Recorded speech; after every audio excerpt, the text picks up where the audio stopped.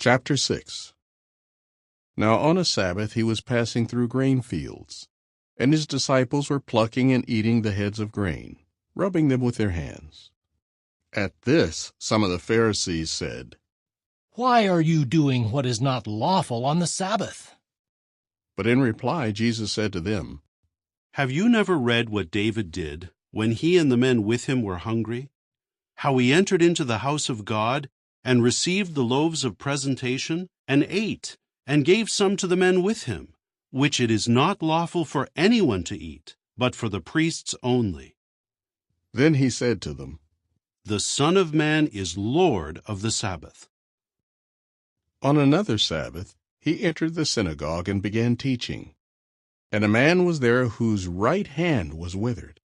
The scribes and the Pharisees were now watching Jesus closely to see whether he would cure on the Sabbath, in order to find some way to accuse him. He, however, knew their reasoning. So he said to the man with the withered hand, Get up and stand in the center. And he rose and stood there. Then Jesus said to them, I ask you, men, is it lawful on the Sabbath to do good or to do harm, to save a life or to destroy it? After looking around at them all, he said to the man, Stretch out your hand.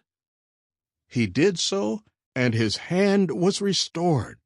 But they flew into a senseless rage, and they began to talk over with one another what they might do to Jesus. On one of those days he went out to the mountain to pray, and he spent the whole night in prayer to God. And when it became day, he called his disciples to him, and chose from among them 12, whom he also named apostles: Simon, whom he also named Peter, Andrew his brother, James, John, Philip, Bartholomew, Matthew, Thomas, James the son of Alphaeus, Simon who is called the Zealous One, Judas the son of James, and Judas Iscariot, who turned traitor. And he came down with them and stood on a level place.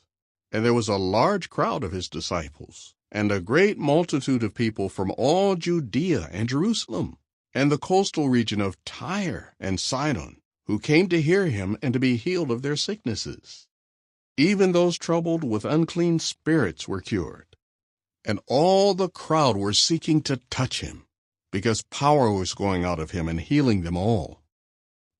And he looked up at his disciples and began to say, Happy are you who are poor, for yours is the kingdom of God. Happy are you who hunger now, for you will be filled. Happy are you who weep now, for you will laugh.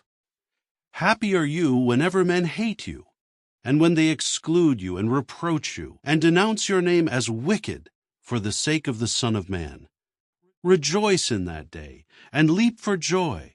For look, your reward is great in heaven, for those are the same things their forefathers used to do to the prophets. But woe to you who are rich, for you are having your consolation in full. Woe to you who are filled up now, for you will go hungry. Woe you who are laughing now, for you will mourn and weep. Woe whenever all men speak well of you, for this is what their forefathers did to the false prophets. But I say to you who are listening, continue to love your enemies, to do good to those hating you, to bless those cursing you, to pray for those who are insulting you. To him who strikes you on the one cheek, offer the other also, and from him who takes away your outer garment, do not withhold the inner garment either. Give to everyone asking you, and from the one taking your things away, do not ask them back. Also, just as you want men to do to you, do the same way to them. If you love those loving you, of what credit is it to you? For even the sinners love those loving them. And if you do good to those doing good to you, of what credit is it to you? Even the sinners do the same. Also, if you lend to those from whom you expect repayment, of what credit is it to you? Even sinners lend to sinners, so that they may get back as much. On the contrary, continue to love your enemies, and to do good, and to lend without hoping for anything back, and your reward will be great, and you will be sons of the Most High, for He is kind toward the unthankful and wicked. Continue being merciful, just as your Father is merciful.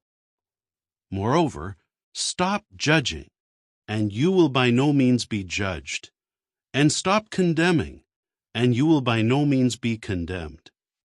Keep on forgiving, and you will be forgiven. Practice giving, and people will give to you. They will pour into your laps a fine measure, pressed down, shaken together, and overflowing. For with the measure that you are measuring out, they will measure out to you in return. Then he also told them an illustration. A blind man cannot guide a blind man, can he? Both will fall into a pit, will they not? A student is not above his teacher, but everyone who is perfectly instructed will be like his teacher. Why then do you look at the straw in your brother's eye, but do not notice the rafter in your own eye? How can you say to your brother, "Brother, allow me to remove the straw that is in your eye," while you yourself do not see the rafter in your own eye? Hypocrite, first remove the rafter from your own eye, and then you will see clearly how to remove the straw that is in your brother's eye. For no fine tree produces rotten fruit, and no rotten tree produces fine fruit, for each tree is known by its own fruit. For example, people do not gather figs from thorns, nor do they cut grapes off a thorn bush. A good man brings good out of the good treasure of his heart, but a wicked man brings what is wicked out of his wicked treasure, for out of the heart's abundance his mouth speaks. Why then do you call me, Lord, Lord, but do not do the things I say? Everyone who comes to me and hears my words and does them, I will show you whom he is like. He is like a man who in building a house dug and went down deep and laid a foundation on the rock. Consequently, when a flood came, the river dashed against that house, but was not strong enough to shake it, for it was well built. On the other hand, whoever hears and does nothing is like a man who built a house on the ground without a foundation. The river dashed against it, and immediately it collapsed, and the ruin of that house was great.